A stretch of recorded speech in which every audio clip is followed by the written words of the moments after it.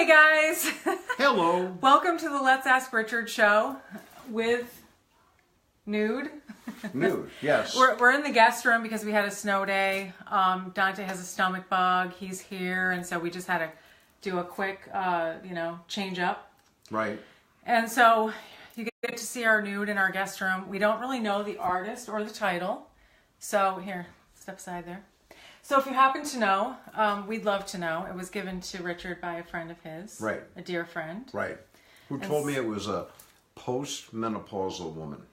Postmenopausal woman. There you go, guys. That's so, I don't know what the identifying features are, but Well, it's probably just she's looking like this, like, okay. let's go. Let's go. Let's get this over with. What does a postmenopausal woman look I like? don't know. Like that? I don't know yet. I'm not there yet. Whew. So, guys, welcome to the Let's Ask Richard show. Yes. Yeah. Go ahead, ask me. Try it. Ask me. Ask you what? Anything. All right. How you doing? I'm doing okay. It's been a crazy day. It's like all off schedule, lots of snow, And lots of ice. stress. We got ice Oh, and snow yeah. up here, and It's yucky out there. sick kids, and I don't know. We just did it. Thanks for coming out, everybody. Hopefully, this will be a good little bit of entertainment for you tonight after being snowed in all day, or dealing with snow, or driving in snow. Or, Maybe these people are in like Florida. yeah, Just they're sorta- sunning themselves. Right. Or in Arizona. We got a like and a heart, so maybe we got some Okay. people that are in the warmer climate. But anyway, here we go. This is what, those of us that live in the winter regions, this is what makes us stronger. That's why we love This is it what here. gives us character. Right. Right. Right. Builds That's why character. we love it here. Right. Right. I love you. I love you too. Oh my God. So I have to tell you this funny thing. Like about an hour ago, Richard, one of us dropped a piece of paper on the floor. We both went down to get it.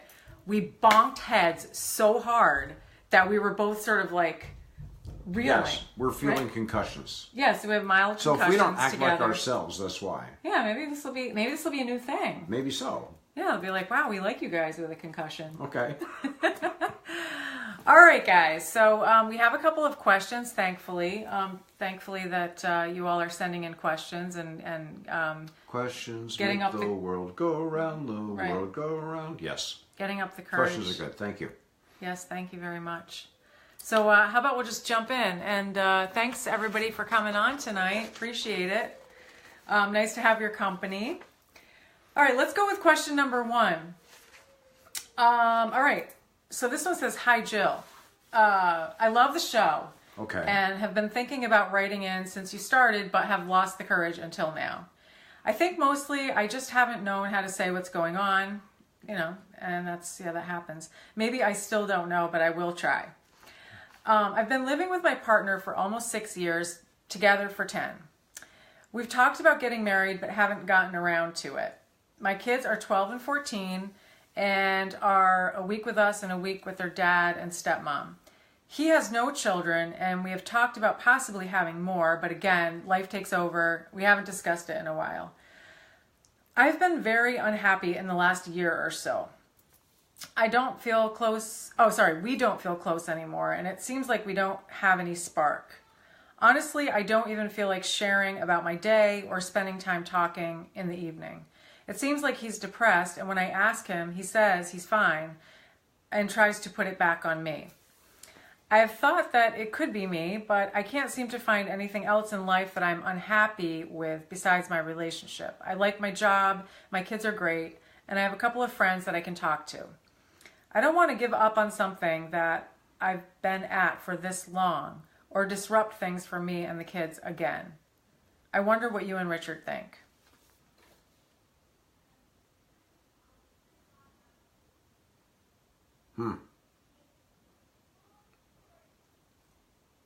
My joke I want to say is if you've lost a spark, you really should check your points, your condenser, and your distributor cap, because they can give you more spark. If you're a car. Right, but you're not a car.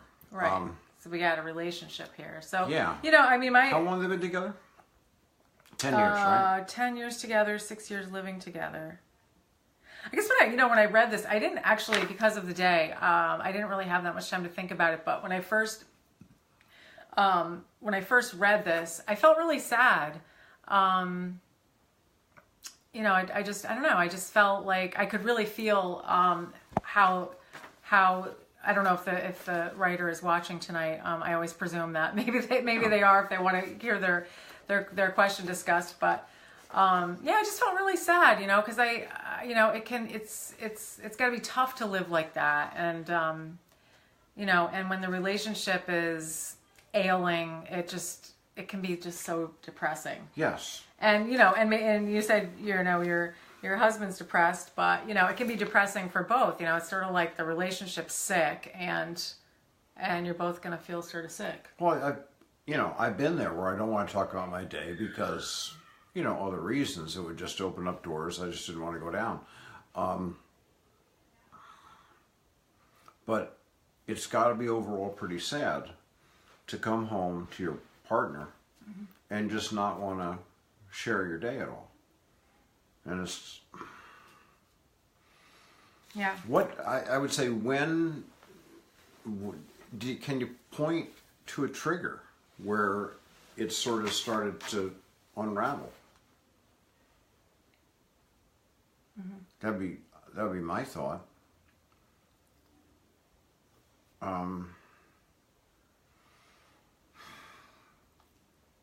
Right. And you talk about it, and he says, "No, I'm okay. It's all you." All right. That probably just means that he doesn't know either. Could be. You said you haven't known how to say what's going on, and sometimes I think us. Sorry, hate to do the stereotype again, but us women often do have more of a finger on the pulse, or if we actually take some time, we can figure it out. Where the guys are just like, I don't know, I mean, they really don't know. I mean, they maybe know that maybe something they might feel off, but they don't know exactly. Usually not. I mean, usually guys don't know that well, like what's going on with the relationship, right? No, you might have a sense that something's off. What do you think? I was born at night. And I don't mean any disrespect. Yeah, but yeah. No, you're definitely more of a relationship person. You definitely are able to feel people and feel things. Where right. I might it's the way we're wired. Clueless. Right, it's the way we're wired. So all I'm saying is I hear this often, and it does actually happen with Richard and I, even though Richard doesn't remember because he has amnesia and that works for him. But sometimes if you're gonna look to your guy or your partner that's less relationship oriented to to tell you what's going on with the relationship, you're just barking up the frustration tree, really, because it is going to get thrown back on you because you are actually the one who is able to figure it out. I'm not buying it completely. No, I'll give that you are much more in tune to the pulse, the feelings of a relationship. You're much more in touch with it. But I don't think just because I'm a male, I'm clueless. No, I wouldn't say that at all. Right. And the thing that gets, sometimes you say you don't know how to say it. Many times, if you've said, I don't know how to say it, I will say it badly, and then we'll figure it out from there. Right. It's like, you got to walk off the cliff. And now you're going down. Now we'll figure it out. Right. Jump off the cliff together. You got to do it. Right. So say it badly, whatever it may be. You certainly don't want to keep on living like this. And I don't know, I think I always say this, it starts with just a good discussion. Right. Between you and your husband, her partner. There was another, so as I was reading this over a second time, you said that, what did you say? Sharing. I don't know. Somebody's commenting. That's great. I can't read the whole thing right now, but we'll definitely respond to it later. They're saying your hair looks beautiful, Oh, Jill. thank you. I fixed my hair tonight. Okay. So, was saying that you, let's see, you talk about getting married, but haven't gotten around to it. Talked about possibly having more children. Life takes over. So, to me, a little flag went up there. Ooh. Because and it made me remember a conversation that you and I had. Richard and I have been looking at houses together for almost a year. And none of the houses were right, and we were just looking, and then, I was getting excited or, whatever, and then it wasn't, and then Richard didn't like the basement, and I don't know, it was just sort of, it just went on that way for a little while. And there was one day we were about to go out and look at a house, and I remember we were in the kitchen on Austerlitz Street, and I had not even planned this, but I sat down in the kitchen. He was at the sink or something, and I said, "What are we doing?" And, like I say, honestly, I know you're going to find this hard to believe, but I did not have this planned. Okay. It just came out because it was me looking for us to align as a couple and like say, all right, yeah, what are we doing? Why are we doing this? And what is the deeper meaning? Because up until that point, it felt like we were just looking at houses. And after that conversation, I felt totally aligned with him that, that we needed to find something that had enough room for everyone to spread out, that had enough room for company. Yes. And then I think the most important thing was that we didn't want to live separately anymore. And that was huge because I really loved my little house on the hill, and he had his life that he'd had for 7 years. And I found myself saying, I don't want to visit your Christmases anymore. I want to have it together. I want your workshop to be in my basement, in our basement. And she's telling the truth. And it was, I remember this. It was a very clear, wonderful conversation. Yeah. So I'm wondering, just, and it's just, again, this is just a hunch because we're not, having a conversation with you, but I'm wondering if you guys really need to, really come together, align. What's the plan? Because, you're going to be investing in a relationship, and, the motivation is going to be like where you're going. Where you're going as a couple. You got to have the, I guess, for lack of a better phrase, couple goals. Yeah. You really do, because you got to have something you're working toward together. Well, maybe there's some fear in this too. Maybe there's some, maybe was the moving in together a trigger? Was we're talking about having more children? What was one of those things that I don't know. Yeah, sometimes both people are, we all get scared to move forward because that means you're more invested, you're more, risking getting hurt, getting, abandoned. It's risky, but I feel like it's worse to just sort of meander. Because that's when, like you say, you don't feel close, you don't have any spark. You're just sort of, it's like, yeah, what are you doing? Yeah. You're just getting by, trying to stay in the same house together. Life is too short. Life's too short for that. Yeah, enjoy it. You both deserve better, and the thing is, it could be so quick, just like that moment with Richard and I in the kitchen. All of a sudden, what are we doing? And it made sense. It just opened up everything. And it wasn't long after that when we found this house, which was absolutely perfect. So, it's just going to open the floodgates. Absolutely perfect. The reason that I resisted all these other houses, I'm admitting this right now, right here. They had issues. Yeah, no. Everything worked in all those other houses. I come to this house and it just warms my heart so much that I have lots of projects to work on. Yeah. The ice maker doesn't work, the dishwasher doesn't work, the washing machine doesn't work, the dryer doesn't work. I'm just so happy. Yeah. Yeah. But hey, at least we know where we're going. Yes. I love it here. This is great. So this is good. And so what do you think? My suggestion would always be, a letter is one thing. It's nice to have a two-way back and forth culture. Mm-hmm. Just have a kick it around a little bit. Yeah. And sometimes, you want to say what's wrong with you, and no, I don't know what's wrong with you, when actually it's, maybe there's nothing really wrong with either of you. It's just like, how are we, what are we right now? What are we doing? And to get into that we conversation, I think is going to get, every time we have a conversation, I ask, what's wrong with you?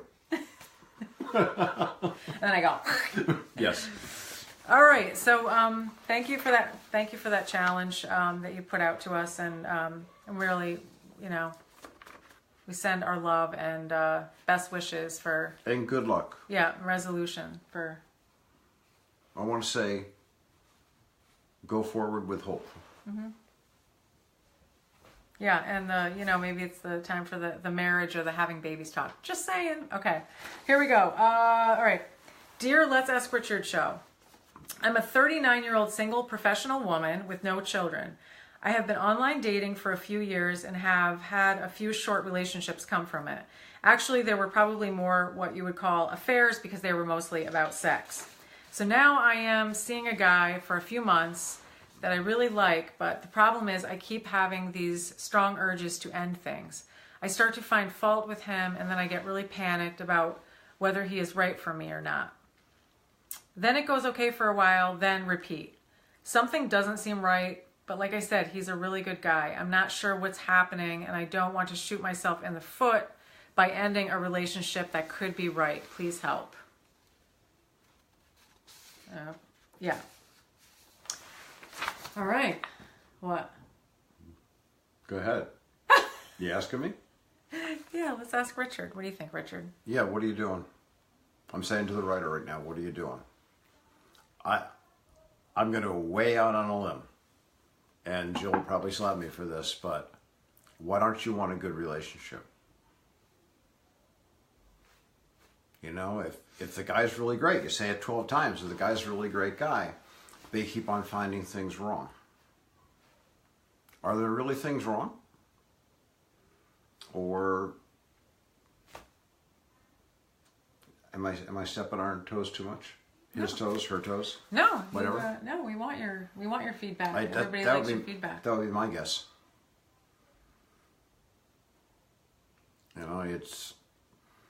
You can easily find something wrong that is relationship destroying. Sure. But maybe if you put your brakes on, pull off on the parking area on the highway and give it some thought, maybe it's not that big a problem. And maybe ask yourself the question, why is this a problem? Right. I don't know. Yeah. So, am I off on that, Jill? No. I broke up with Richard via text message after our second date. Yeah. I forgave you. I was heartbroken, but I really was. I was terribly heartbroken. I know, I'm sorry. Yeah, well, you made it up to me. So, I understand. And so, after having been through going out with the guys that were, painful, let's just say painful, the ones that I always felt like I had to chase, or they just weren't totally right. I can say that it's funny because, the work that I do is all about, finding the one, finding the lasting love. And yet, if based on your, maybe your upbringing or, your past, you're sort of wired to function in these relationships where you're basically sort of neglected or mistreated or unwanted or sort of not a priority. It's like you have to rewire a little bit to be able to function in a relationship with in a healthy relationship with someone who's giving you love and attention, and that's why I broke up with Richard Right. on the second date, because it was too weird, to be honest. It was so weird that I felt like I had this overwhelming feeling that I didn't know what to do.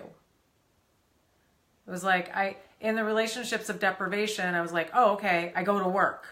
I work. I try to be what they want me to be, and I try to get their love, and I try to at least get their attention, and I knew how to do that, but I didn't know what to do with somebody who was actually being super attentive.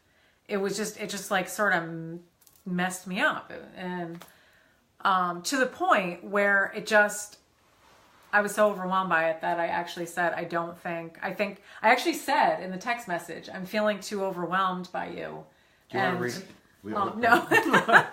But yeah, it's really like you have to get rewired. That's the only way I can put it. I definitely had those same urges. I had to have, I remember once my daughter Maya had to talk me in off the ledge, and my friend Jody, and sort of like, kind of like what Richard was saying, like, and what is the problem? Like, what's the problem here? Like, it sounds like that's what every woman wants. And it was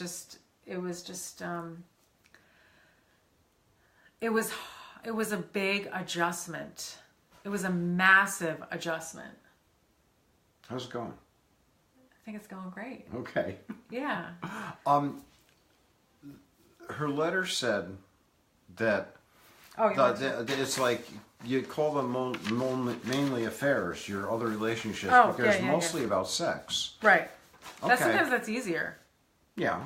Even though it can be painful in the end, it's it's like really there's no risk. But if I just come in here for sex, then I really don't have to attach. Right. So maybe you got a guy who wants to attach, and this is just what you said. Right, and then my insecurity comes up. Right, it's like the stakes are higher. Oh, I should have just gone for sex.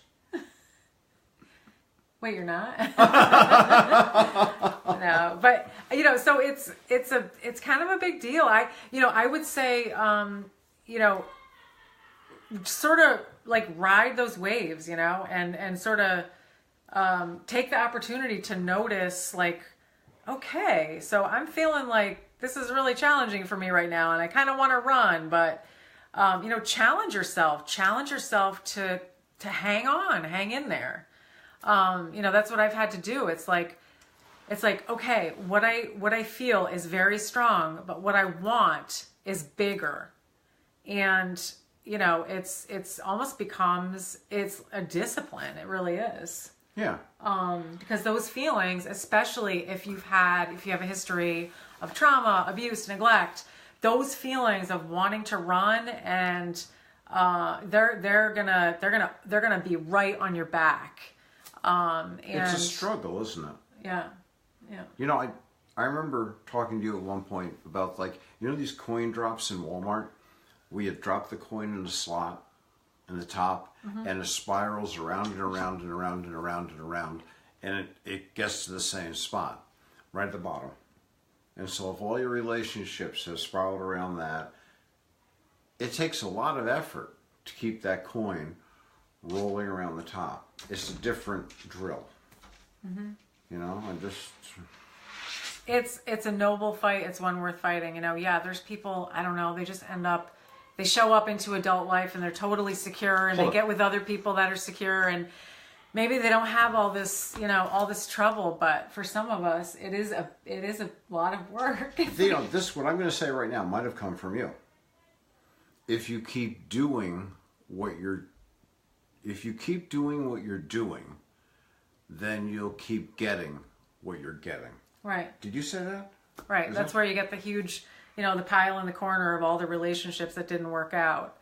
I remember it was actually after the first date with Richard, I saw my daughter Melanie in the parking lot somewhere. And she said, if you like, Mom, if you like him in the least and he's financially stable, will you please just settle down? That's what she said. Thank God. You know how much I paid her for that? And that's from my oldest daughter. But there was some wisdom in that, because sometimes it really ends up just being a decision. If you found this person to be a good, kind, attentive, worthy person that's going to take care of you, sometimes it really is a decision that you're going to settle down with that, and you're going to figure it out. You're going to figure out how to do this and how to be that woman or that person that's going to be in this stable relationship. Well, I'm glad you made that decision. Well, thanks for giving me the chance. So that's a good one. And I think that, there's so many people that, that struggle with this, and maybe even just are so unconscious to it that, it's one, failed relationship after another, even with people who could potentially have a great relationship with them. So, yeah. Give the guy a chance. I really pull over the side of the road, give it some thought, take a walk, ask yourself, what is it? Yeah. And I think to really stay focused on what you want. And I don't know if you've, writing of a relationship vision can be really helpful, because, if he's got what you're looking for and he can offer you what you want, then, you're going to have to fight off some demons. And, from time to time, you're going to have to. It takes a strong woman to fight off demons. It does. You find out what you're made of there.